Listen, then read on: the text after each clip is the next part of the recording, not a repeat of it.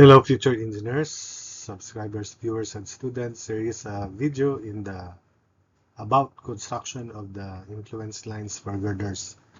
So I am forced to upload the solution to this video because my students were not able to completely answer this. So there are still uh, weak in statics. This is just statics. So here is the problem. Draw influence lines for reaction at A, shear in BC of the girder, and the moment at this panel point C. Then don't mind these maximum values. What the important thing here is the construction of these influence lines, and you can easily analyze the calculations of maximum values of these functions when the details of the track are given. So let's focus first on the construction of the influence lines of these functions RA, shear in BC, and moment at C. So for reaction at A, this is the free body diagram of the entire system. So call that X. It's like construction of reaction in a beam because we do not do with this. But if we do so, let me prove that the influence lines, the ordinates to the influence lines, will be as simple as this also. So summation moment about E equals 0. So we have R sub A times 32 equals 1 times quantity 32 minus X. So when X is 0, RA is 1. When X is 8, 32 minus 8 is 24 divided by 32, 3/4. When the unit load is over this hinge here, X is 12, 32 minus 12 is 20, 20 over 32 is 5/8. When X is at the center, when the unit load is at the center, common sense, the reaction should be 1/2 because the unit load 1 is at the center. So it's also 1/2 if you substitute it here. Then when X is 24, 32 minus 24 is 8, 8 over 32 is 1/4 or 0.25. Finally, when the unit load is over the support, obviously all functions will be 0, except for that reaction at the support, which is not asked here. So another way, or to prove that these are the ordinates, let's have this free body diagram of the floor. So when the unit load, when X is 0, the unit load is here. So we sum up moments about the hinge considering this free body diagram. So we have R sub B times 4 equals 1 times 12. So 1 times 12 is 12 divided by 4. So R sub B is 3. And that should be transmitted to the girder here. So if R sub B is 3, this is 1. So the reaction at the hinge, summation versus Y, or you may sum up moment about this point B here, it will be 2. So by action-reaction principle, this is now upward and it is downward here to add it to 1 so that it will balance the reaction at B. So if that is 2 downward to the right for this portion of the floor from hinge to D, it should be upward. Take note, this is 2. And if that is 2, the reaction at C here should be downward. So how to solve for the reaction at C? You sum up moments about this point D just to the left. So reaction at C times 8 equals 2 times 12. 2 times 12 is 24 divided by 8. So R sub C is 3, but it is downward. It should also be transmitted downward to the girder. Then if that is 3 downward, then this is 2 upward, then the reaction at D just to the left should be 1 upward by taking moments about the hinge or taking moment about C. So reaction times 8 equals 2 times 4. So 2 times 4 is 8 divided by 8. So that's why it's 1. So this is 1. These are the transmitted reactions to the girder. Then you sum up moments about E equals 0. R sub A times 32 plus 3 times 16. Take note, 3 times 16 is 48 equals 1 times 8 plus 3 times 24. 3 times 24 is 72 plus 1 times 8, 80. 80 minus 3 times 16 minus 48 is 32. And 32 divided by 32 is 1. It's the same.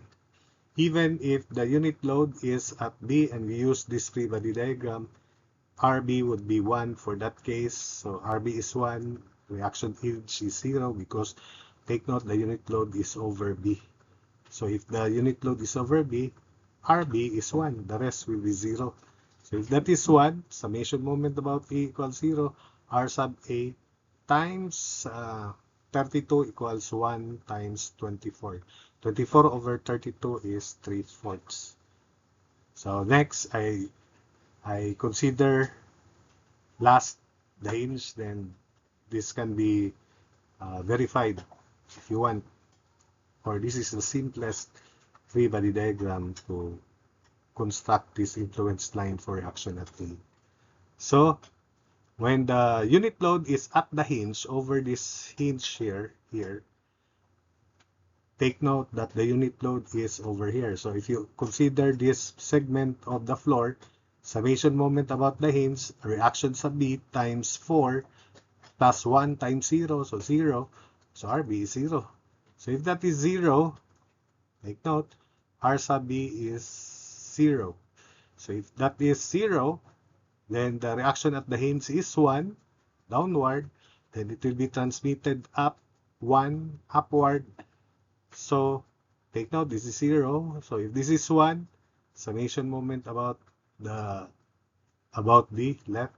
So 1 times 12 equals 1 downward. So this is 1 upward. 1 times 12 equals reaction at C times 8. So reaction at C is downward and it is 1.5. So take note, this is 1.5 downward. So if this is 1.5 downward and this is 1 upward, so that means this is 0.5 upward. Take note, this is 0.5 upward. So 1 just to the left. Reaction should be upward. 1 times 12 is 12 divided by 8. So 1.5 downward. This is 1.5 downward. So if this is 1.5 downward and this is 1 upward, so this should be 0.5 upward. So 0.5 downward here.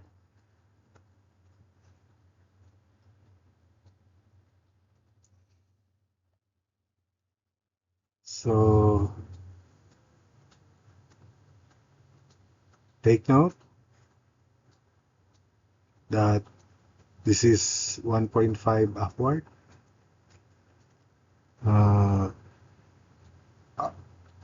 Just consider that RB is 0. Let's just tabulate this. When X is 12, R sub B is 0. And if R sub B is 0,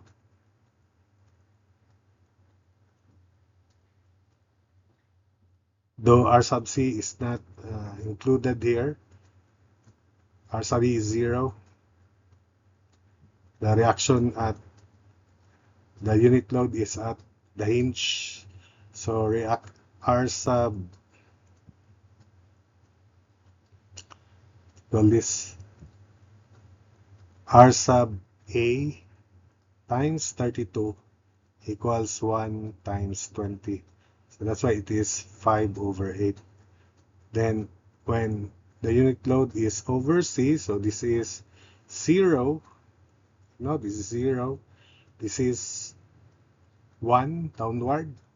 So summation moment about A equals 0. So R sub A times 32 equals 1 times 16. So 16 over 32 is 1/2. I hope that you are now convinced that even if we use these details, the reaction at A would still be these same values as the unit load move along the upper floors or the floor system. So that's it. Then for shear in portion BC, this is the shear in BC. This is point C. R sub C is not important because in computing for moment at C, it passes through point C. So this is shear in BC. Considering this segment, then shear in BC is R sub A minus R sub B. And this is true for 0 up to the hinge, up to 12. Take note that when x is 12, R sub B is 0. And to prove that R sub B is 0, R sub B times 4 plus nothing equals 0, plus 1 times 0 equals 0. So that's why RB will be 0 when x is greater equal to 12. When the unit load is now from here, moving from here to the right. So this is always 0 when x is greater equal to 12. That's why this formula reduces to shear in BC is just RA when x is greater equal to 12. Then for moment about C, we consider the left portion up to this point here. Summation moment about C equals 0. So we have R sub A times 16 equals, or R sub A, M sub C is equal to R sub A times 16 minus R sub B times 8. So that's the formula. 16RA minus 8RB. But when x is greater equal to 12, RB is 0, so M sub C reduces to 16RA when x is greater equal to 12. Then that's flat. When x is 0, remember that R sub B is 8. This reaction is 3, rather, R sub B is 3. Summation moment about the hinge equals 0, so R sub B times 4 equals 1 times 12. So 1 times 12, 12 divided by 4, that's why it's 3. Then R sub A is 1 because we already plotted this even before this construction, before this free body diagram. So 1. So 1 minus 3, that's shear BC. 1 minus 3 equals negative 2. So it's negative 2 here for shear in BC. Then the moment at C is 16 times 1. 16 minus 8 times RB, which is 3. 16 minus 8 times 3, 16 minus 24 is negative 8. That's why M sub C is negative 8. When x is 8, when the unit load is over B, RB is 1, the rest 0. The rest of this reaction in the panel point 0. So when x is 8, R sub B is 1. R sub A is 3/4. Take note, you just look at these influence lines here. 3/4, and shear in BC is equal to 3/4 minus RB, which is 1. 3/4 minus 1 is negative 1/4. And the moment, negative 1/4. The moment at C, using this formula, this is still applicable formula, 16 times RA, 16 times 3/4 is 12, minus 8 times 1 is 4. So we have 4 here. So 4. When x is 12, the unit load is this hinge here. So take note that R sub B is 0, and these are non-applicable formulas. R sub A is 5/8. Then shear in BC is RA, so it is also 5/8.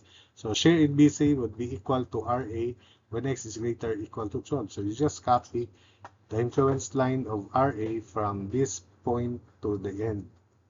I just copy that because the values are the same.